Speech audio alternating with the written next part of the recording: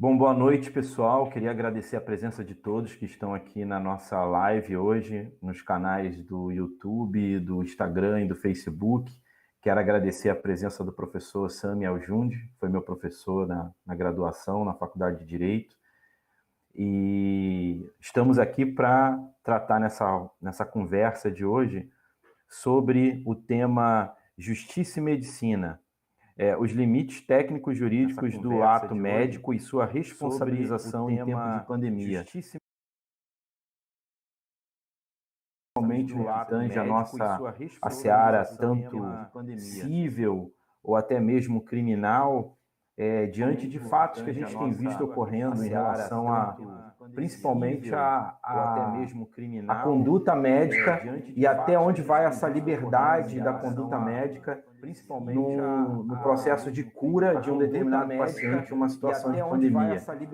Acredito que muitas pessoas têm ficado um tanto quanto preocupadas em relação à adoção de determinados tratamentos por conta do Covid.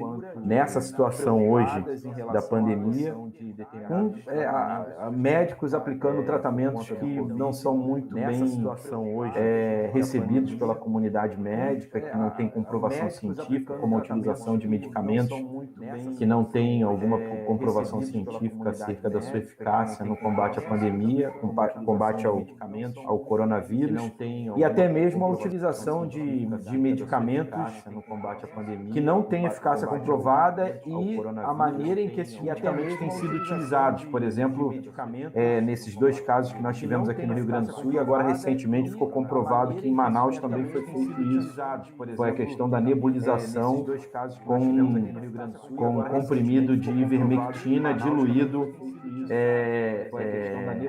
em soro para nebulização em pacientes que estavam infectados com Covid-19. Então, eu acho interessante trazer um professor Sami, que é um médico de formação e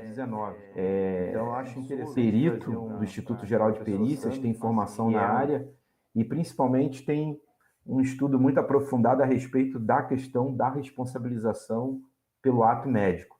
Então, professor Sami, queria agradecer a presença e gostaria que o professor tomasse a palavra agora e nos desse uma aula sobre esse tema.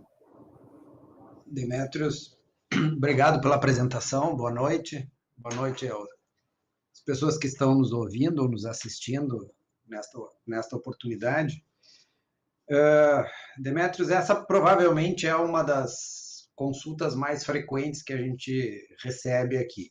Tá? Eu tenho trabalhado basicamente nos últimos 15 anos só com perícia, e nos últimos 5 anos me dedicado à área médica e às condutas médicas. Eu não gosto de usar a expressão erro médico, mas os processos por erro médico, que muitas vezes, e boa parte das vezes, não se configuram como erro. Então, eu prefiro a expressão tenho me dedicado à análise das condutas médicas, tanto do ponto de vista técnico, quanto, não raro, do ponto de vista deontológico e do ponto de vista legal. Então, nós prestamos assessoria aí para um conjunto de escritórios no país inteiro nessa área. E as questões que têm surgido com maior frequência ultimamente, elas justamente estão relacionadas com as condutas médicas nesse período especial. Então, a primeira coisa que a gente faz quando analisa uma conduta médica, ou seja, é colocá-la em contexto. Independente da gente estar discutindo se nós vamos fazer uma análise técnica, médica, ou uma análise jurídica, ou que é o nosso caso aqui, que é a análise médico-jurídica da conduta, é colocar essa conduta em contexto e colocá-la em perspectiva. Né? Então, qual é a perspectiva? A perspectiva é que eu só consigo avaliar a conduta de um médico, em verdade, a conduta de qualquer indivíduo, se eu me colocar na posição em que ele se encontrava no momento que ele tomou a decisão sobre o que ele deveria fazer ou não fazer, né, da ação ou da omissão. Aquilo que se chama de uma perspectiva ex ante, né, e não uma perspectiva ex post. uma perspectiva que se coloca lá naquele momento, com as informações que o indivíduo tinha disponíveis naquele momento, com o seu estado de espírito naquele momento, com o contexto da disponibilidade de recursos que ele tinha naquele momento e o que ele projetava em termos de possibilidades de ação ou, eventualmente, de se omitir de praticar qualquer ação naquele momento.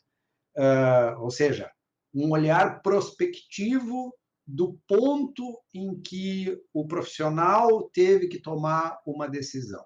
Não um olhar retrospectivo, quando a gente já sabe o que deu errado, a gente já sabe o que deu certo.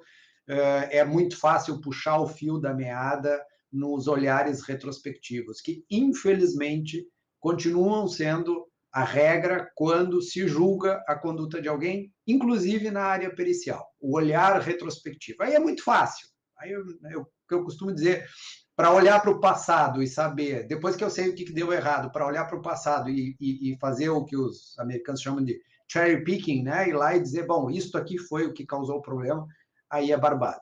O problema é tomar decisões em cenários de incerteza. Então, essa perspectiva é fundamental. E depois o contexto. Né? O contexto, como regra geral das decisões médicas, é um contexto de incerteza. Tá? Os médicos sempre tomam decisões num contexto de incerteza. Mesmo quando a gente tem uma evidência científica em favor de um determinado diagnóstico. Então, eu tenho um protocolo, por exemplo, para fazer um diagnóstico, vamos pegar aí algo que ceifa vidas todos os dias, a sepse, a septicemia, a infecção generalizada. Né? Infecção generalizada na UTI tem uma taxa de óbito superior a 60%. O paciente que vai para a UTI com sepse tem mais de 60% de chance de não sair vivo da UTI. Então, mesmo quando eu tenho um bom protocolo para fazer o diagnóstico de sepse, ainda assim, eu tenho que entender que, com as melhores evidências, eu tenho um percentual X aplicando as melhores evidências, de acertar o diagnóstico, um percentual X de errar o diagnóstico. Da mesma forma, quando eu vou intervir sobre esse paciente com as melhores evidências disponíveis sobre o que fazer ou o que não fazer, eu tenho um percentual X de sucesso, um percentual X de fracasso, Y de fracasso. Tá? Então, as decisões médicas são tomadas em cenários eminentemente de incerteza. Tá?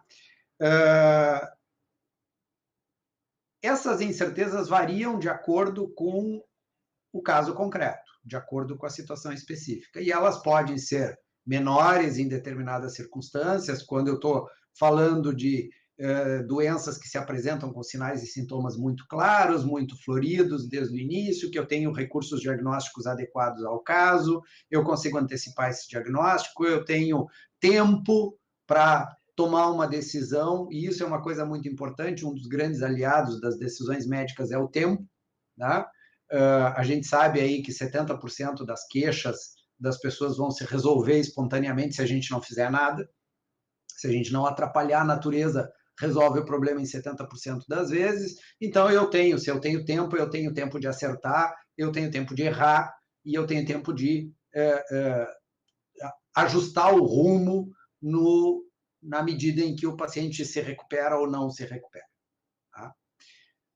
Esse cenário de incerteza do processo decisório, ele cresceu grandemente com o advento da pandemia, do coronavírus. Tá? Nós já tivemos cenários semelhantes em outras circunstâncias no passado, mas nessa escala que nós estamos vivendo neste momento, provavelmente a última vez foi a peste há mais de 500 anos. Tá? Não me recordo da literatura, certamente não da existência, mas da literatura, de algo dessas dimensões relatado aí nos últimos 500 anos, nem da cólera, nem da varíola, nem do ebola, nem de nada semelhante, nem das outras, da gripe suína, nada semelhante a isso. E este cenário de incerteza, ele nos colocou alguns desafios. Primeiro, um desafio de entender como é que a doença se transmitia. Tá? E aí não se tratava de entender no sentido de 500 anos atrás, de entender como é que a peste se transmitia. Quer dizer, nós conhecemos, nós sabemos como vírus se transmitem, existem noções gerais sobre isso, que se aplicam a praticamente todas as doenças. Uma vez identificado que ele tem um padrão de distribuição respiratória, nós também sabemos como é que a gripe se transmite, então não estamos exatamente, em nenhum momento se partiu exatamente do zero, como alguns tentam fazer parecer que não se sabia nada, então vale tudo porque não se sabe nada. Não é verdade, não houve nenhum momento em que não se soubesse nada. Tá? Tanto que as primeiras medidas preconizadas, que eram as medidas gerais de combate à transmissão por vírus respiratórios, são as mesmas até hoje, do início da pandemia até hoje, se mantêm e se demonstraram eficazes. Por que se demonstraram eficazes? Porque quando foram propostas, elas já eram plausíveis, né? Elas já tinham uma plausibilidade dessa eficácia que era conhecida de situações anteriores. Então, nós não estamos falando de uma terra arrasada em que não sabia nada. O que nós estamos falando é de um cenário mundial de um vírus novo, com algumas características que a gente conhecia, mas que demoramos um tempo para entender que uma série de características desse vírus, ele incluía, né, um pouco de ruim de cada outra epidemia que nós já tínhamos visto e que já tínhamos vivenciado, incluindo o tamanho da epidemia que acabou levando o nome de pandemia. Então, nós temos um primeiro momento de uma certa desorientação que aumenta na medida em que cresce a base populacional e na inversa proporção do conhecimento que se tem sobre o campo específico, né? Uma desorientação e do que fazer e como agir. As primeiras orientações pareciam não fazer grande sentido e se demonstraram que fizeram sentido. E a evidência, num primeiro momento, de que nós não tínhamos nenhum tratamento eficaz para lidar com essa nova situação. Tá? E eu diria que esse foi a grande questão, mais do que entender quais eram as medidas básicas de proteção e como a doença se propagava, começou uma busca frenética por formas de impedir a propagação ou de impedir as mortes. Tá? Uma taxa de mortalidade também que foi desprezada no início, porque todos diziam, mas não mata mais do que a gripe. Não, realmente, percentualmente não mata mais do que a gripe.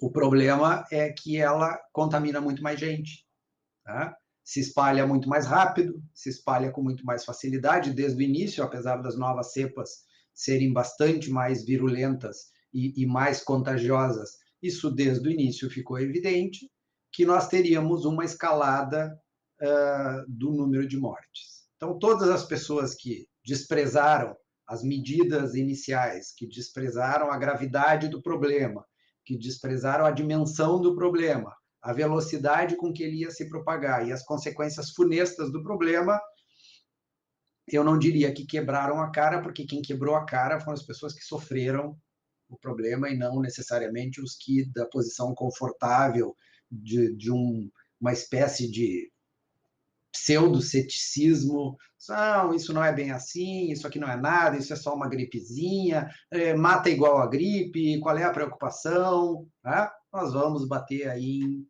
400 mil mortos. Inevitável que numa situação dessas, inevitável que num momento desses, se tente buscar alternativas terapêuticas para lidar com a situação. Tá? Inevitável. Enquanto se tentava desenvolver uma vacina que ninguém sabia quanto tempo ia levar, tá? Nós temos aí pelo menos 6 boas vacinas bem reconhecidas no mundo, desenvolvidas em tempo quase recorde. Tá? Eu diria que o tempo só não foi recorde porque boa parte dessas vacinas se baseiam em tecnologias que também já existiam. Tá? Então, Isso sempre me lembra o Einstein, né? Eu vi mais longe porque eu subi sobre o ombro de gigantes. Existe uma história, existe um acúmulo de conhecimento de pelo menos aí 100 anos de pesquisa científica e alguns milhares de anos de dados empíricos coletados, né, que permitiu que se chegasse nesse ponto rapidamente. E é inevitável que surjam, então, as buscas pelas curas e pelas soluções. E aqui entra uma coisa importante que talvez seja a gente entender o que é a medicina ou o que a medicina não é.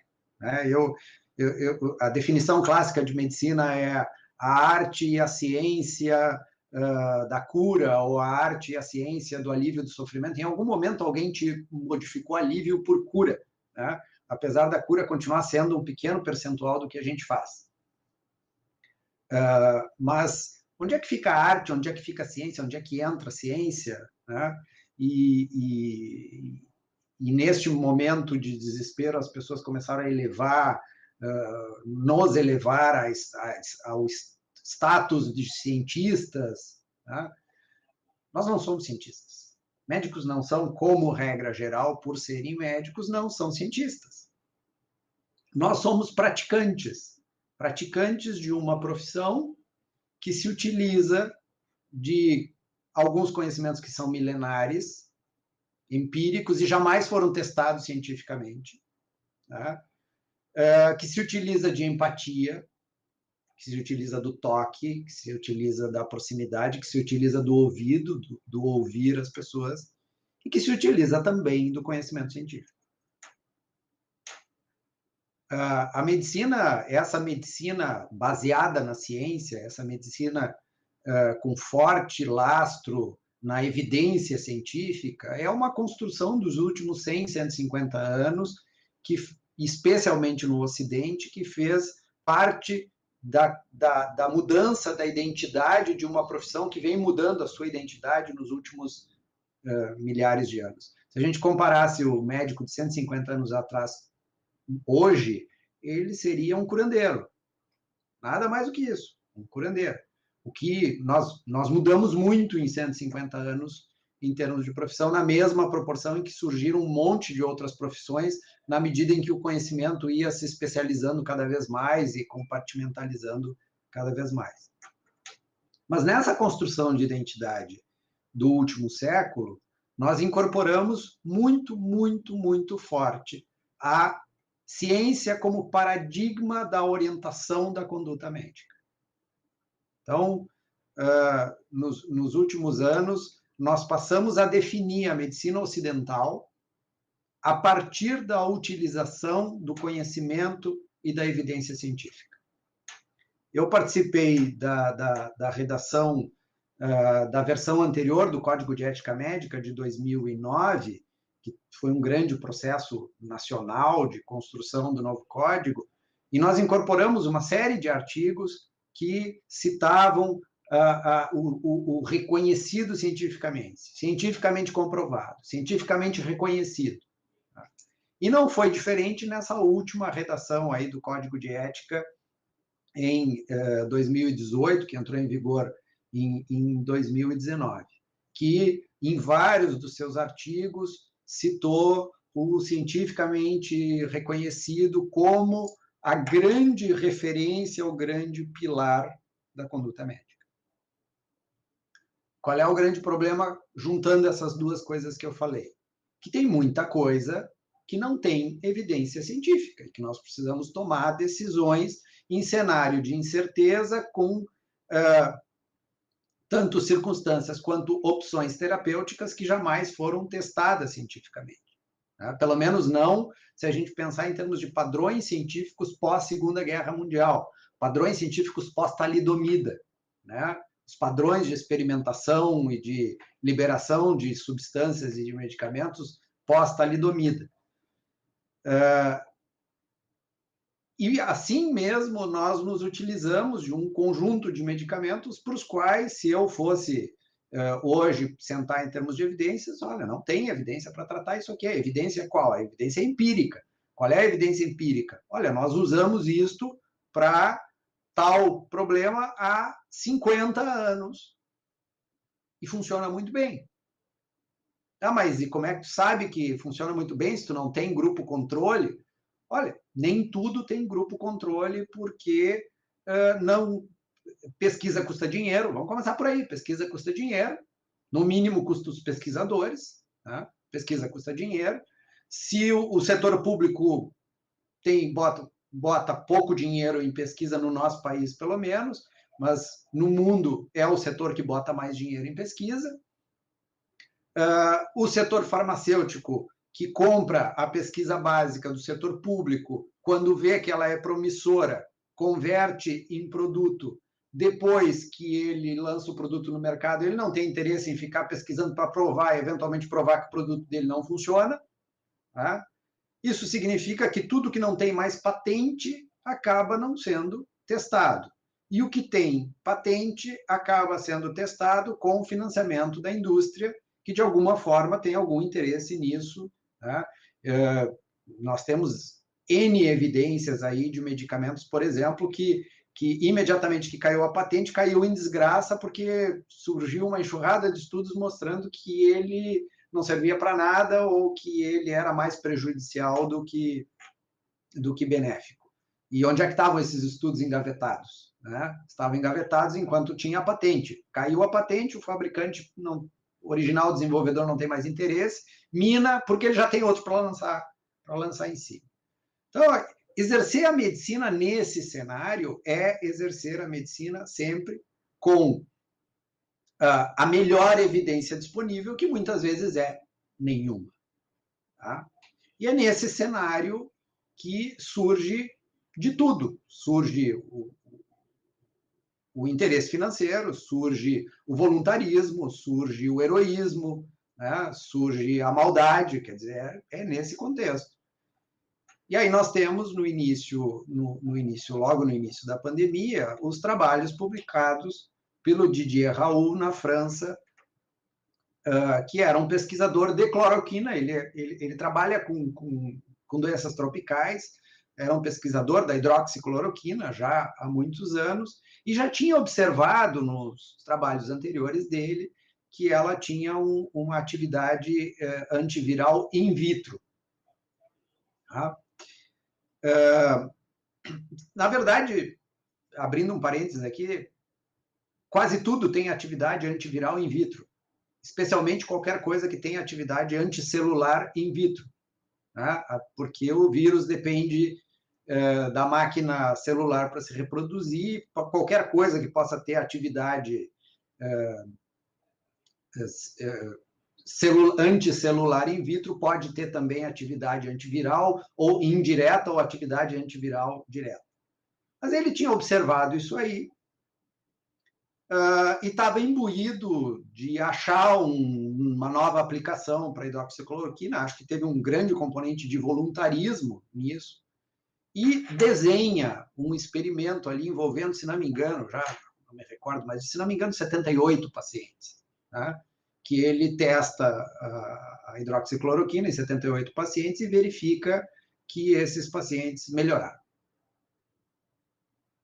O estudo em si não segue absolutamente nenhum padrão reconhecido e aceitável de pesquisa hoje para poder verificar se um medicamento funciona ou não funciona.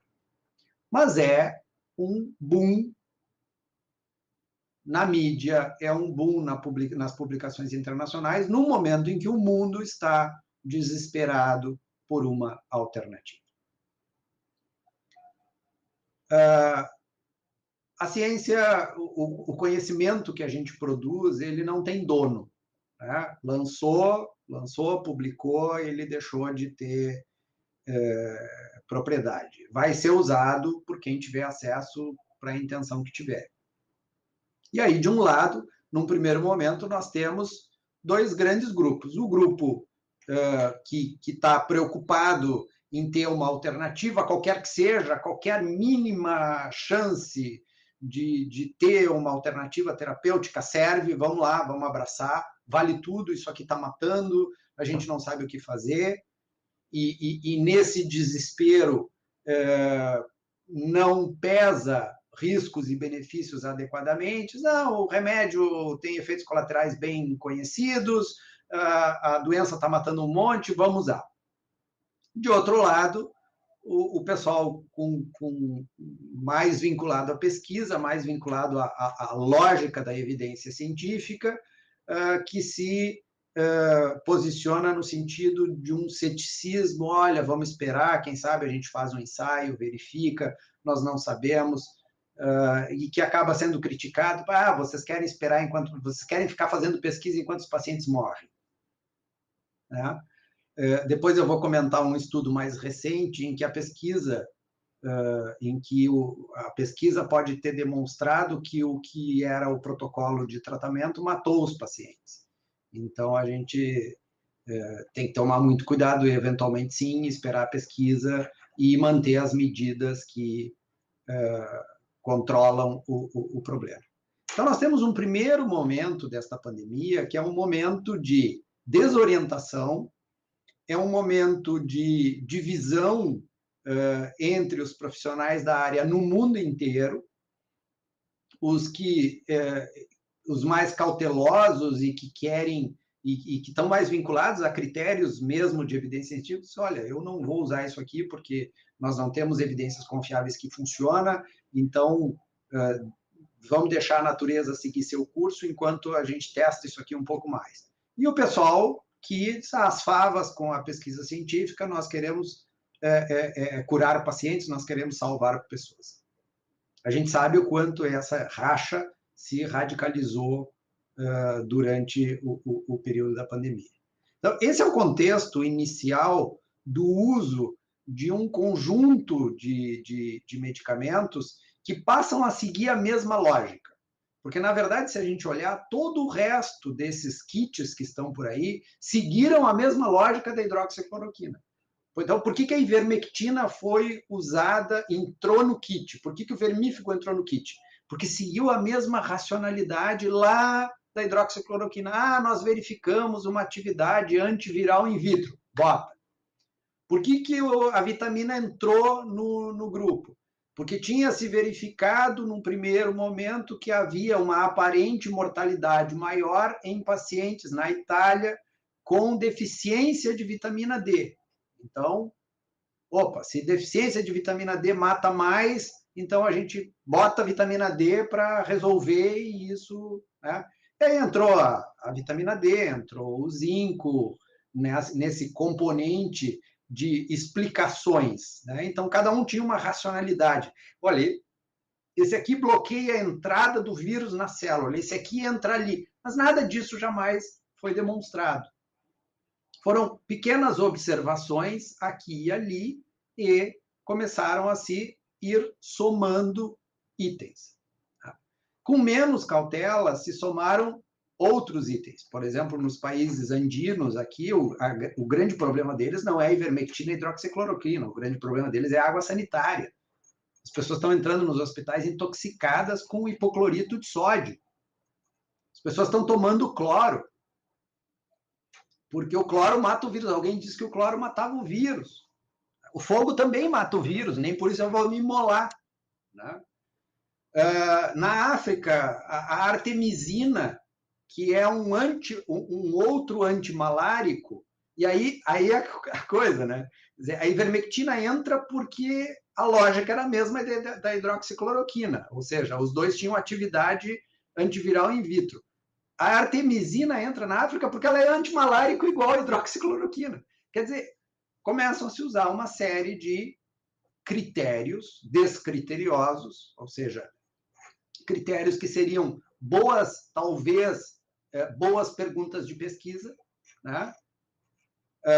A gente teve aí, recentemente, também a mesma lógica com relação a alguns antiandrogênicos, né? O que alguns começaram a falar em efeito de classe, porque existe uma classe de medicamentos, existe um efeito de classe, sem saber muito bem do que estavam falando. Né? Então, começaram a surgir toda espécie de racionalidade para justificar. Mais interessante que a gente começava a pesquisar os diferentes kits em diferentes países e conforme a gente caía na página de um país, eu encontrava o mesmo medicamento sendo usado por uma explicação diferente. Cada um achava uma explicação diferente para utilizar a substância. E no meio disso, nós temos o uso político, que começa a se fazer uso político das diferentes alternativas terapêuticas.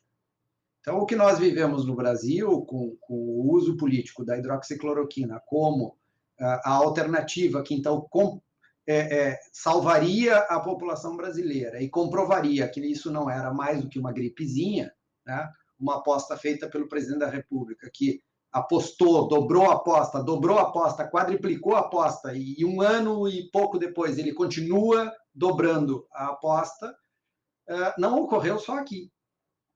Então, o exemplo que eu usei, vários países africanos tiveram exatamente a mesma resposta. Isso não é nada, não está acontecendo nada, não se preocupem, toquem a vida normalmente, tomem chá de Artemisia, né? Tomem banho de Artemisia, tinha gente tomando banho de Artemisia.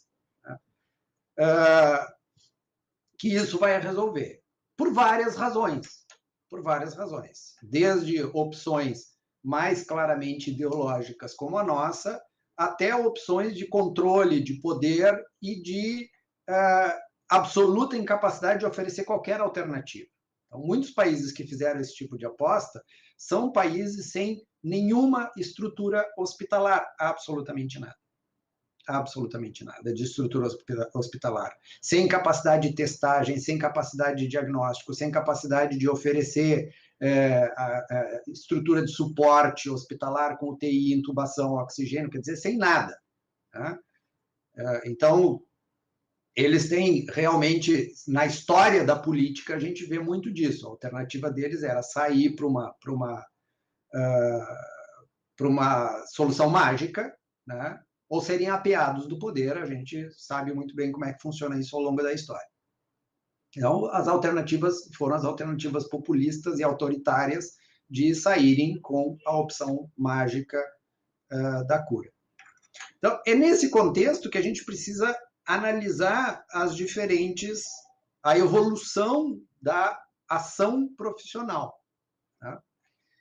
Ao longo do ano de 2020, com toda essa barulheira que se fez em cima da hidroxicloroquina e da cloroquina, e talvez especialmente o barulho ideológico, político-ideológico, isso acabou fomentando uma série de trabalhos. Trabalhos que pretendiam provar que não funcionava, e trabalhos que pretendiam provar que funcionava. Tá? Eu diria que ambos pecaram pelo mesmo problema, né? Que foi a falta desse olhar científico, no sentido de que de inverter a lógica da hipótese científica, né? Eu não faço um trabalho, se a minha hipótese é de que não funciona, eu não faço um trabalho para provar que não funciona, eu faço um trabalho para provar o contrário, né? Eu faço um trabalho para provar que eu estou errado. Essa é a lógica da pesquisa científica. Assim mesmo, com tudo isso, surgiram uma série de trabalhos muito ruins, num primeiro momento, mostrando que, então, esses medicamentos funcionavam. Então, a gente tem uma primeira geração de intervenção profissional, isso se dá muito rápido, uma primeira geração que intervém num cenário total de incerteza, com a utilização de uma substância que tinha pouca plausibilidade para dar certo, mas que se joga como uma alternativa de esperança. Depois nós temos um segundo momento, uma segunda geração, logo em seguida, que baseado num conjunto de trabalhos científicos de má qualidade, que mostravam que funcionava, outros lançavam alguma dúvida, outros mostravam que não funcionava. E ao longo do ano de 2020, então, que se constitui um corpo de melhor qualidade de pesquisa, dizendo, olha, hidroxicloroquina e cloroquina não funcionam. Zinco e vitamina D, ninguém se preocupou em pesquisar. Então, se quiser dar, cuidado com o excesso, hipervitaminose também dá doença, hipervitaminose também é um problema, né? O excesso de zinco também é tóxico, mas se tu der nas doses aí de reposição, não vai ter grandes problemas. E agora o foco está em cima da ivermectina. Tá?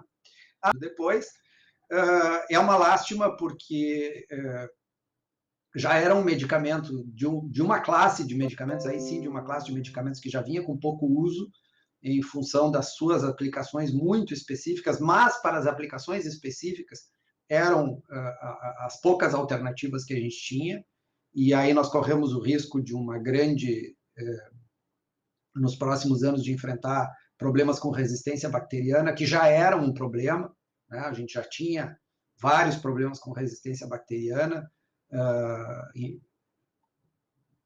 estafilococcus, streptococcus, gonococo multiresistente, que não se consegue tratar com coisa nenhuma.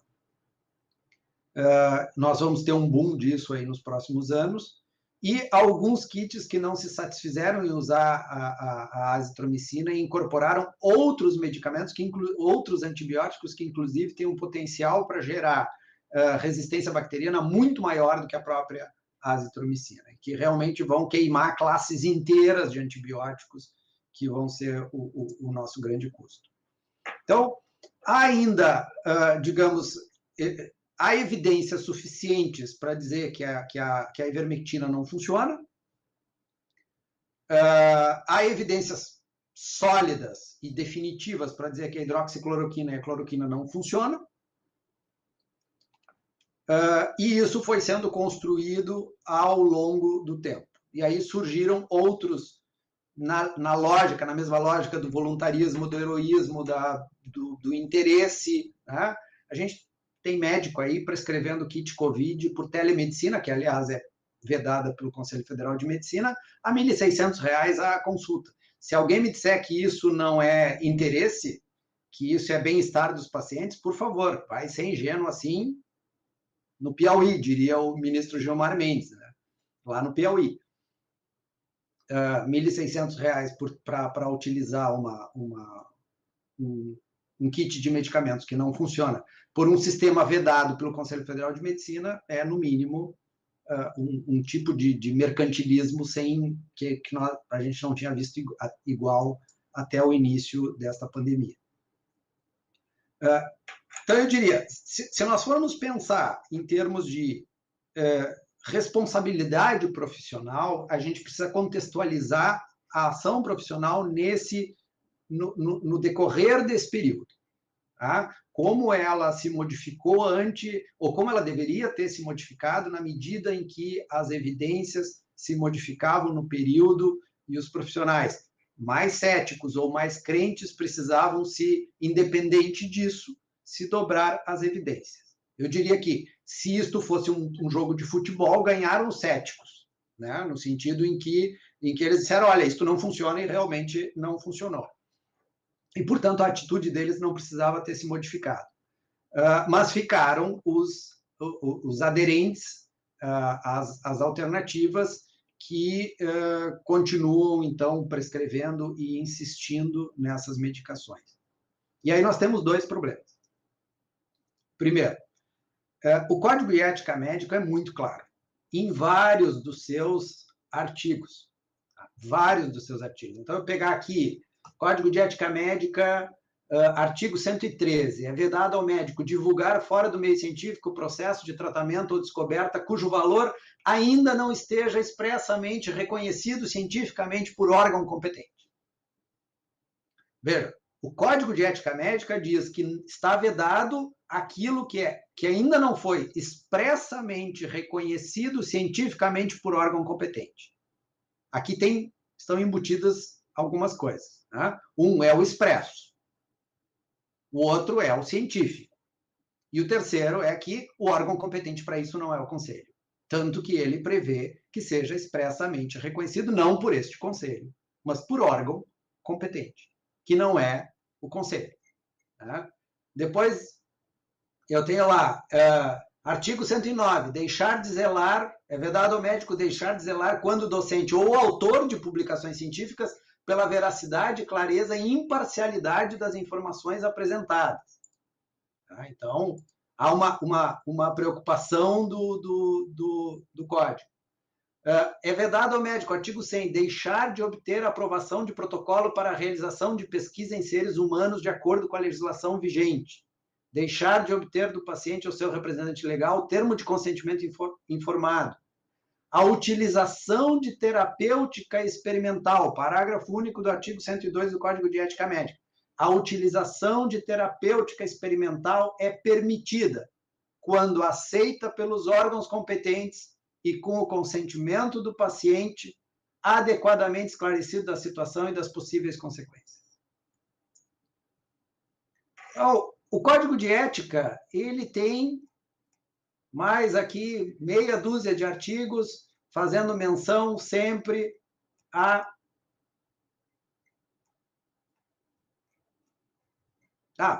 aqui não pular aqui, né? É vedado ao médico o exercício mercantilista da medicina.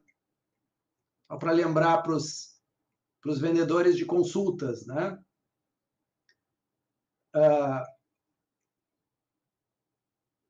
É vedado ao médico, artigo 32, deixar de usar todos os meios disponíveis de promoção de saúde e de prevenção, diagnóstico e tratamento de doenças cientificamente reconhecidos a seu alcance em favor do paciente.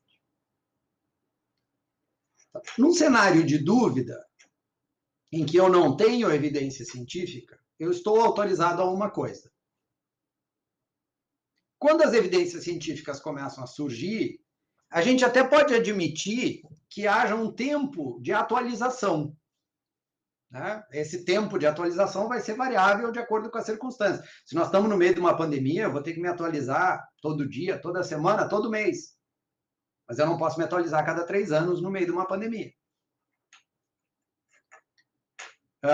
Então, admissível todo mês. Mas, na medida em que as evidências se modificam e que elas começam a ficar mais claras, eu preciso adaptar a minha conduta sob pena, então, de responder pelos danos que ela possa produzir. Só que no meio disso tudo nós temos um grande problema.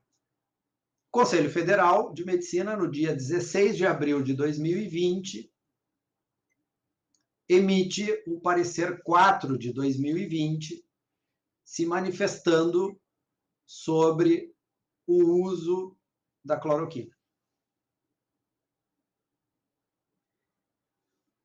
O parecer em si não é um problema. Ou seja, se a gente olhar o parecer, há uma série de ressalva, né? O próprio parecer cita a Sociedade Americana de Doenças Infecciosas, que no dia 11 de abril de 2020 recomendou a hidroxicloroquina e a cloroquina, isoladamente ou associadas à azitromicina, só sejam utilizadas em pacientes internados sob protocolos clínicos de pesquisa. Diz o próprio parecer do Conselho Federal de Medicina que a administração de um medicamento que não tem efeito comprovado, como alternativa para o tratamento de pacientes com maior gravidade, assume muitas vezes, de forma equivocada, que o benefício será maior que o prejuízo. Entretanto, frequentemente, não é possível saber se um medicamento não testado para determinada doença terá maior benefício ou maior prejuízo se não houver grupo controle. E depois de um monte de ressalvas, ele faz uma proposta. O Conselho Federal de Medicina propõe considerar o uso em pacientes com sintomas leves no início do quadro, sendo o médico obrigado a relatar ao doente que não existe até o momento nenhum trabalho que comprove o benefício do uso da droga para o tratamento da Covid-19, obtendo consentimento livre e esclarecido do paciente ou dos familiares. Considerar o uso em pacientes com sintomas importantes, considerar o uso compassivo em pacientes críticos, mas bota que é difícil imaginar que em pacientes com lesão pulmonar grave estabelecida, e na maioria das vezes com resposta inflamatória sistêmica e outras insuficiências orgânicas, a hidroxicloroquina ou a cloroquina possam ter um efeito clinicamente importante. Então, a resolução em si, ela faz um monte de ressalvas, diz para o médico considerar o uso compassivo, né? Mas qual é o problema da resolução? Primeiro, essa resolução foi emitida em abril de 2020. podemos até concordar que em abril de 2020 não havia nenhum trabalho que comprove o benefício do uso da droga para tratamento da Covid-19. Mas agora tem. Já era para ter revogado ou se manifestado contrariamente a seu parecer, já que isso aqui não é uma resolução, né? Já era para ter se manifestado especificamente sobre o parecer, dizendo que já mudaram as condições daquele parecer. Não o fez. Esse é o primeiro problema. O segundo problema. Nas conclusões, diz o CFM, não cometerá infração ética o médico que utilizar a cloroquina ou hidroxicloroquina nos termos acima expostos. Num parecer, não numa resolução. Bom, se ele não cometerá infração ética o médico que utilizar a cloroquina ou hidroxicloroquina nos termos acima expostos, se eu me analisar esse parecer do ponto de vista das suas justificativas, da sua fundamentação, não cometerá infração ética o médico que usar qualquer outra coisa. Naquele momento, naquelas circunstâncias, no meio da pandemia, qualquer coisa que ele usar que não tenha evidência científica não cometerá infração ética. E da mesma forma, não cometerá infração ética quem não usar nada.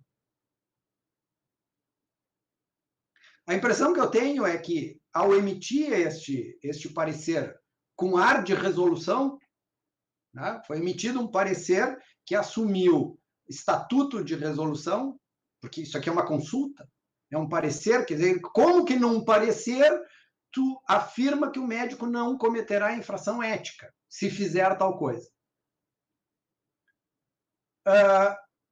O tribunal, né, colocou a si mesmo em suspeição para julgar qualquer matéria relativa à pandemia. Porque ele não está em condições, ele se colocou em posição de não julgar quem usar, e não poderá julgar quem, por analogia, não poderá julgar quem usar com os mesmos fundamentos, qualquer outra coisa, e não vai poder julgar quem não usar, porque o tribunal é suspeito para julgar quem não usar. Especialmente depois do presidente do Conselho Federal de Medicina ter ido para a mídia e ter dito que o Conselho Federal de Medicina é a entidade máxima da medicina e que o Conselho manda, os médicos cumprem. Opa! Tu não pode me julgar por não ter agido como tu mandou. E tu acabou de me dizer, acabou de escrever que isso aqui é uma sugestão, mas tu vai para a mídia e diz que mandou.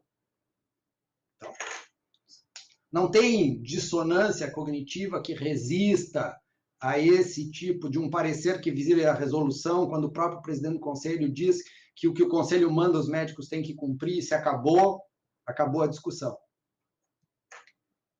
E tem um outro problema nesta resolução, que ela utiliza um princípio que me parece utilizar de forma completamente equivocada, que está ali, o princípio que deve obrigatoriamente nortear o tratamento do paciente portador da Covid-19 deve se basear na autonomia do médico e na valorização da relação médico-paciente. Então, veja, qual é o problema da resolução? Não são os termos em si da resolução. O problema da resolução é o fato do Conselho Federal de Medicina ter emitido uma resolução sobre o tema, um parecer sobre o tema com estatuto de resolução. Esse é o problema. Sim, professor. Outra coisa que eu achei interessante também é quando eles colocam nesse parecer e com áreas de resolução a questão do consentimento do paciente. Se a gente observar um paciente que está dentro de um quadro, um contexto de pandemia, acometido de uma doença, que ele pode estar evoluindo ou pode estar vivenciando aquela angústia de evoluir para um quadro grave. Tanto ele quanto a família, evidentemente, vão consentir com qualquer coisa que o médico falar que vai fazer. Existe um vício básico de consentimento. Existe um vício básico de consentimento. é a questão da situação de perigo, do estado de perigo que o Código Civil fala. O indivíduo está em estado de perigo. É a situação da vida dele. Então, o que proporem para ele naquele momento, se aparecer um pajé ali e propor uma pagelança e falar que aquilo vai curar ele, ele vai aceitar, ele vai falar, mal numa, já tô ruim aqui, qualquer coisa que fizer que possa me dar a chance de sobreviver, eu vou aceitar. Então, eu acho...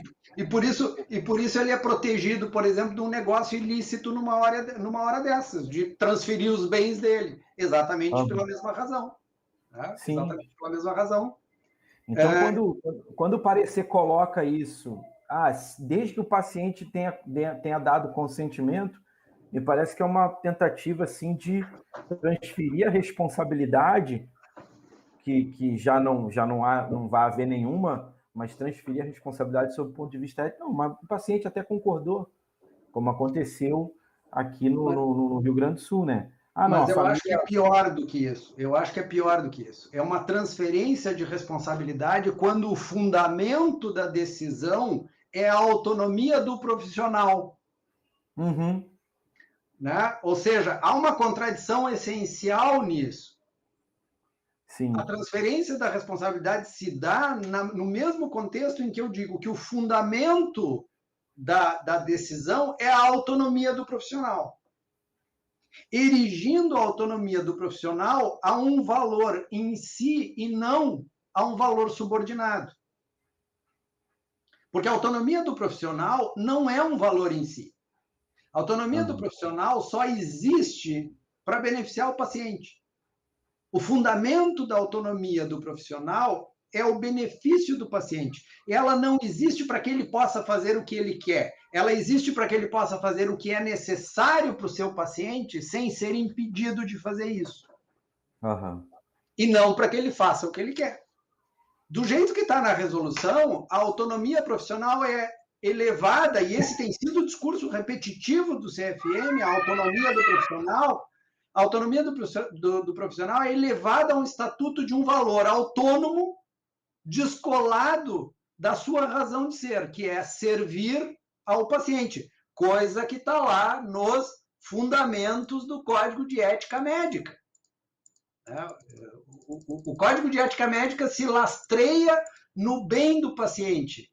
Ele começa, princípio fundamental número 1, a medicina é uma profissão a serviço da saúde do ser humano. O princípio número 2, o alvo de toda atenção do médico é a saúde do ser humano, em benefício da qual deverá agir com o máximo de zelo e o melhor de sua capacidade profissional. Número 5, compete ao médico usar o melhor do progresso científico em benefício do paciente e da sociedade. Então, a autonomia do médico, ela é subordinada. Ela só existe como valor porque ela tem um objetivo, que não é servir ao próprio profissional, é servir ao paciente. E eu não posso descolar minha autonomia e, ao mesmo tempo, dizer, bom, mas ele consentiu.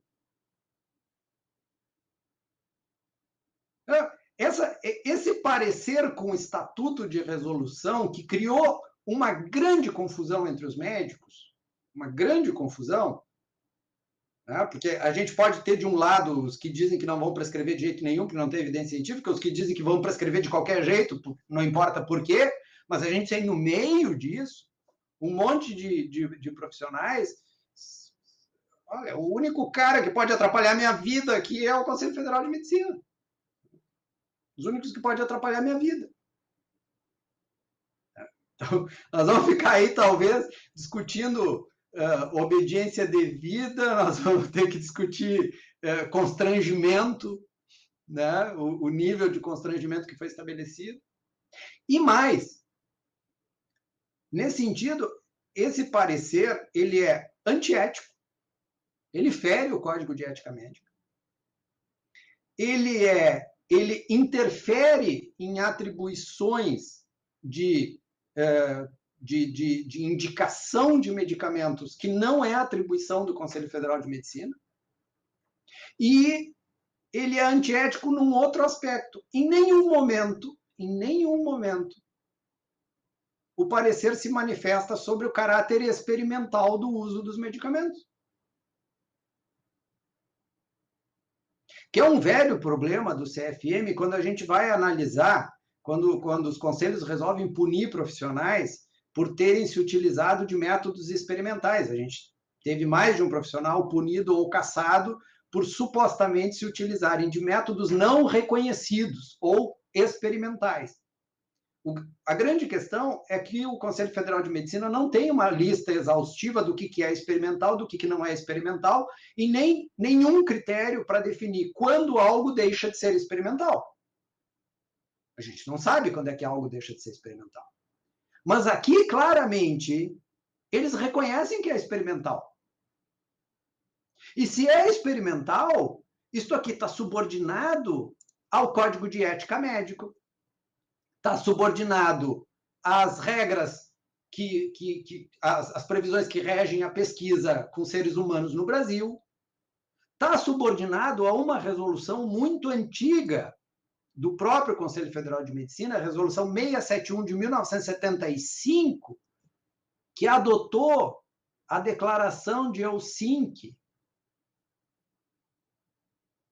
como parâmetro básico para o envolvimento de médicos em pesquisa no Brasil. Portanto, aqui não se tratava de mero consentimento, aqui se tratava de verdadeiro protocolo de pesquisa.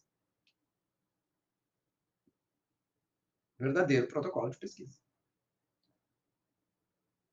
Então, nós temos, de um lado, o que me parece hoje ser uma clara infração a um conjunto de artigos do Código de Ética Médica, na insistência em prescrever substâncias já com evidência científica de que não funcionam, ou de prescrever substâncias que se estão sendo testadas por qualquer racionalidade que seja fora de protocolos de pesquisa, de protocolos sérios de pesquisa, de um lado. E, de outro lado, a gente tem o tribunal ético criando uma grande confusão, criando uma excepcionalidade e colocando a si mesmo em suspeição, além de uma contradição essencial com a razão da sua própria existência, que é algo que eu critico desde os meus tempos de sindicato médico. O sistema de conselhos, ele não existe para defender médicos. São autarquias. Existem para regulamentar a profissão no interesse da sociedade. A ideia de que os conselhos são instituições que estão aí para defender os interesses da categoria, que são uma entidade médica. Conselho não é entidade médica. Conselho é autarquia, é o Estado. É tribunal, é polícia, não é entidade médica. Seu trabalho, eles existem para proteger a população de nós, não para nos proteger da população. Isso é uma inversão de valores absurda, que só cresceu com esta resolução. Agora, professor, sobre o aspecto sobre o aspecto da responsabilização penal, eu fiquei pensando aqui depois do que o professor falou, e principalmente sobre essa questão de tomada de decisão em cenários de incerteza, e dentro de uma realidade pandêmica, é muito possível, é possível e provável errar, né, numa tomada de decisão dentro de um cenário de incerteza. O médico também está sujeito a isso no exercício da profissão. A gente pode falar, por exemplo, em questão de responsabilização, eventual tentativa de responsabilização criminal, a gente poderia falar aí de uma possibilidade de uma excludente, até de uma tipicidade em função de erro de tipo essencial, ou seja, às vezes em função de um desconhecimento daquela realidade ainda de maneira aprofundada e de meios de tratamento, em função até desse próprio parecer com áreas de resolução do Conselho Federal de Medicina, dando orientações dúbias, certo, para a comunidade médica. Seria possível falar em, por exemplo, uma excludente em função de erro de tipo ou erro de proibição? O professor acha isso também, que seria possível? Eu acho que, assim, tu foste orientando do professor Ângelo, né? E o professor Ângelo tem uma discussão que é muito cara para ele, que é aquela linha que separa, né, a culpa inconsciente da culpa consciente, do dolo eventual. Sim. Né? Eu vejo com dificuldade se determinados casos, como o caso de Camaquã, como casos que estão sendo investigados no Norte, eu vejo com dificuldade a possibilidade da excludente de licitude. Tá? O nível de ignorância que se teria que alegar, né, para chegar nessa excludente, ele é incompatível com o grau de formação do profissional. Agora, o que eu vejo, sim, é a possibilidade do debate ficar ali realmente na fronteira entre a culpa consciente e o dolo eventual em determinadas condutas. Tá? E aí eu puxaria, sem dúvida nenhuma, puxaria isso muito mais para o terreno da culpa. Eu não acho que os profissionais que agiram, independentemente de qual tenha sido o seu norte, o seu guia, se ele foi político, ideológico, religioso, qual que ele foi, se ele foi puro voluntarismo, eu não acho que em algum momento eles tivessem a intenção, ainda que o desprezo pela vida humana. Pelo contrário. Tá? Não me parece que haja desprezo pela vida humana nesses profissionais que, de alguma forma, desesperadamente tentaram fazer alguma coisa. Então, acredito que a gente não pode falar em dolo, nem mesmo dolo eventual nesses casos. Eventualmente, sim, podemos dizer que tem algumas outras teorias aí, né? A teoria da cegueira deliberada também, que a gente poderia até pensar numa cegueira deliberada, mas acho que nem isso seria aplicável ao caso.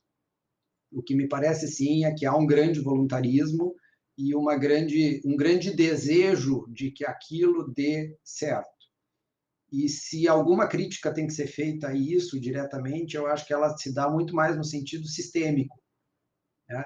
De qual é o tipo de formação profissional que tem sido oferecido nos últimos 20 anos, que tipo de profissional nós estamos formando, capacitados para quê, de que se nós erigimos a evidência científica a esse estatuto, tanto que ela é citada 7, 8 vezes no Código de Ética Médica, até onde nós realmente criamos um corpo profissional que não apenas entende essa evidência científica, mas que se guia por ela, que acredita nela, que acredita na evidência científica. Não basta eu entender a evidência científica se eu não acreditar no seu valor. E aí eu acho que a questão pode ser muito mais sistêmica. Entre essa não intencionalidade de produzir mal ao paciente, ainda que eventualmente possam ter sido advertidos disso, e as excludentes de licitude, eu ainda ficaria nas condutas culposas. Eu vejo com dificuldade, mesmo ante a confusão que o Conselho Federal de Medicina criou, que acho que aí sim, no terreno ético, o Conselho Federal, os conselhos vão ter muita dificuldade para julgar esses profissionais por terem feito ou por não terem feito. Eu começaria questionando, eu começaria alegando a suspeição do próprio tribunal para julgar. Então, acho que os conselhos vão ter dificuldade. Professor, tem uma pergunta aqui que foi feita, foi uma pergunta, tem uma outra colocação que foi feita aqui. A primeira pergunta foi feita pelo Ângelo Sampaio. Ele, na verdade, é uma pergunta. Ele falou: o uso off-label da cloroquina aliado ao TCLE, ainda assim pode gerar condenação ética? O uso off-label de medicamentos é uma das coisas mais antigas que existe. Eu mesmo já tenho uns 2 artigos sobre isso em diferentes revistas, inclusive uma revista para médicos, para médicos, não uma revista científica, E a própria Anvisa tem manifestação sobre o uso off-label. Então, me parece que o problema não está no off-label. A gente tem que lembrar que o label, né, a bula ela é elaborada para a finalidade para a qual se pediu o registro do medicamento, não para outras finalidades. Ou seja, quando o laboratório registra junto ao órgão regulador o pedido de um licenciamento de um determinado medicamento, ele apresenta seus estudos científicos e pede o licenciamento com base naqueles estudos. E essa será a indicação principal do medicamento. A medicina, eu não sei te dizer qual é o percentual de uso off-label que nós fazemos, mas, olha, metade do que se prescreve é off-label. Tá? Ou é off-label na indicação, ou é off-label na dosagem, tá? Ou é off-label na via de administração, mas normalmente ou é na indicação ou é na dosagem. Então, me parece que a questão do off-label não é um problema. O off-label está em dois terrenos. O órgão regulador, que é a Anvisa, não é o Conselho Federal de Medicina, né? E aí sim, a autonomia do médico como profissional para decidir a aplicação daquele medicamento naquilo que ele tem de evidência. Lembrando que o uso off-label precisa ser justificado, precisa ser fundamentado, né? A grande questão do uso off-label não é o uso, o que eu sempre digo para os médicos tu precisa estar preparado para um dia ter que justificar o uso que tu fez disso. Tá? Aí a gente tem também... o TLE, que é o termo de consentimento livre e esclarecido, ele volta para aquele problema da questão do eventual, eu diria que nem sempre, porque aí eu abriria uma exceção para o vício de consentimento, que é o uso precoce. Né? É o uso precoce. A gente tem que tirar o paciente da emergência e ir para o uso precoce. No uso precoce, no uso até profilático que alguns estão fazendo, não há, eu não diria que há vício de consentimento nesse sentido, a não ser que a ignorância vicie o consentimento. Aí nós não vamos valorizar o consentimento de mais boa parte dos consentimentos que a gente vê por aí. Tem uma outra pergunta aqui também, da doutora Pamela Brizola.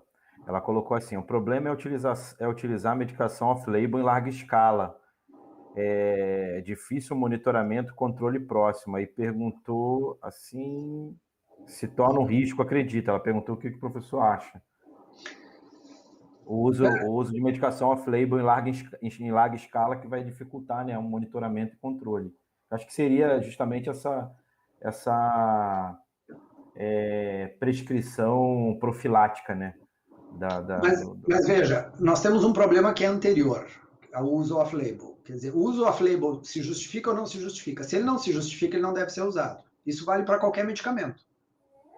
Tá? Se ele não se justifica, ele não deve ser usado.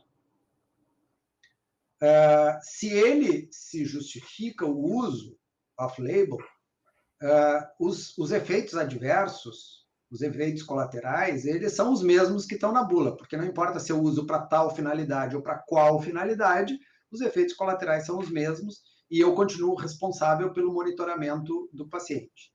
Tá?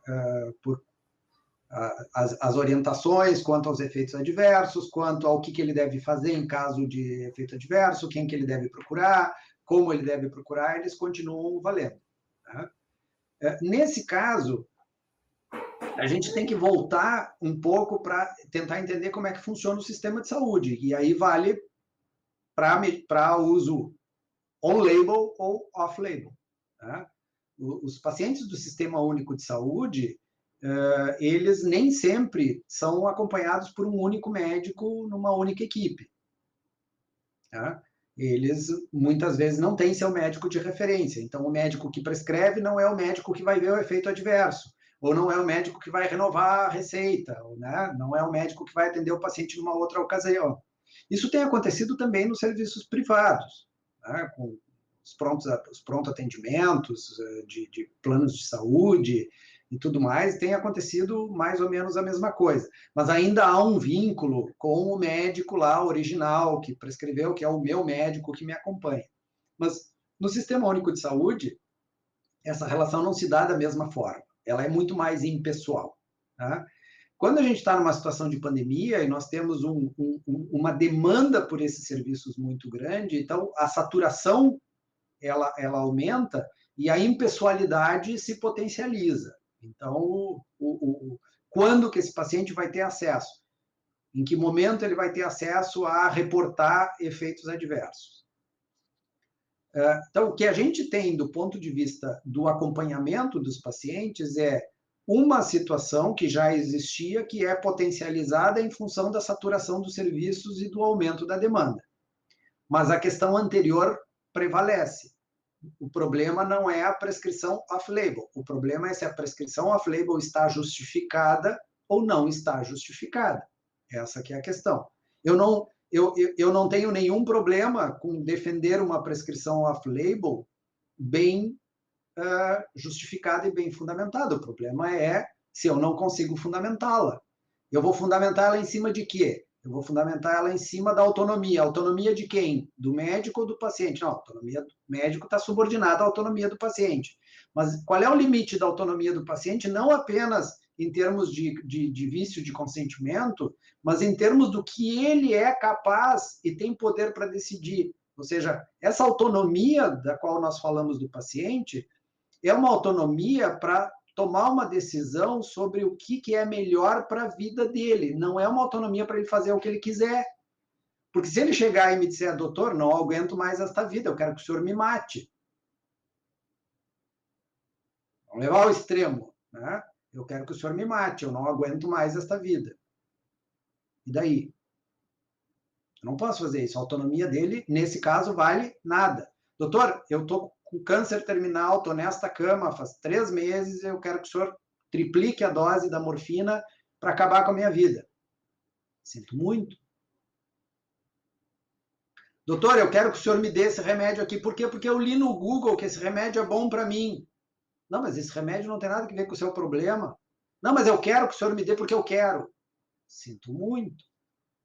Então, a gente não pode confundir, nós temos que entender qual é o limite do exercício da autonomia do indivíduo numa situação peculiar. Ele não é livre para dispor da vida e da saúde dele como ele bem entender. Não é. Infelizmente ou felizmente, não é. E eu não sou livre para fazer o que ele quiser só porque ele quer. Sim. Então, nós temos que tomar muito cuidado com essa ideia de autonomia irrestrita que, de repente, se propagou, que eu posso chegar para o meu médico e trazer, eu vim aqui para o senhor me dar isso aqui. Bom, mas se essa é a autonomia que o ordenamento jurídico pátrio e a ordem social permite, ele não precisa de mim. Ele vai na farmácia e diz, me vende isso aqui que eu quero usar porque eu me autoprescrevi.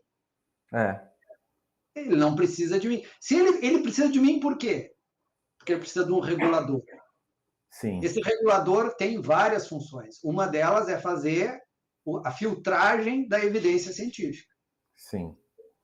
E a outra é que este regulador, por sua vez, é regulado pelo Estado, que, por sua vez, é regulado pela sociedade. Sim. Nenhum de nós é livre para fazer o que quer. Sim, professor. As 2 perguntas que nós tivemos foram essas. Queria agradecer aqui os esclarecimentos que o professor Sami trouxe na nossa live de hoje. Eu acho que foram muito esclarecedores esses pontos relacionados aos limites de responsabilização médica nessa situação de pandemia. E acredito que os nossos ouvintes, nossos espectadores nas redes sociais gostaram muito da palestra. Queria agradecer, nós já chegamos ao final. E dizer que vai ficar gravado lá, o pessoal que quiser vai ter o acesso, tá? Vai ficar gravado no canal do YouTube. Eu vou também disponibilizar o professor Sami para ele poder ter esse material com ele. Tá? Passo a palavra de novo, professor, para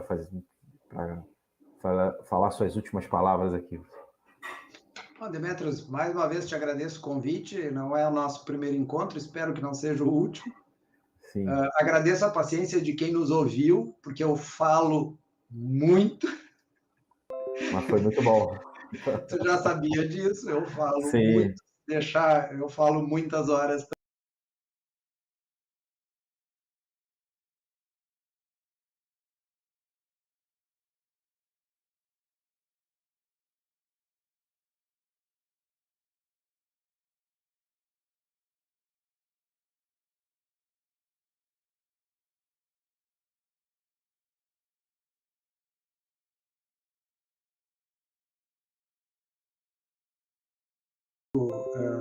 na semana passada sobre a responsabilidade do ente público, né?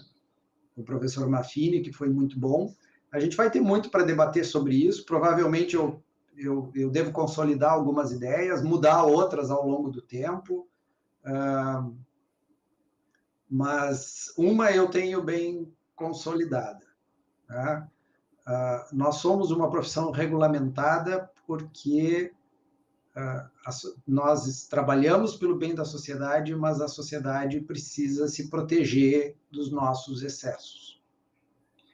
E o Conselho Federal de Medicina, o Conselho Regional de Medicina precisam recuperar seu rumo. O seu papel não é defender médico. Seu papel é fiscalizar médico. É assim que a gente fortalece a medicina e protege a sociedade. Sim. Inclusive de mim. Isso faz parte do exercício da profissão. Eu estou sujeito à regulamentação e ao controle. Precisam recuperar seus papéis. Conselho não é entidade médica. Entidade médica é associação, sindicato. Conselho é Estado, é autarquia, é poder público controlando o exercício da profissão. E aí tem que tomar muito cuidado com o que se vai dizer e onde se vai intervir e a hora em que se vai intervir. Um abraço, meu caro. Obrigado por tudo. Tá bom, um abraço, muito obrigado.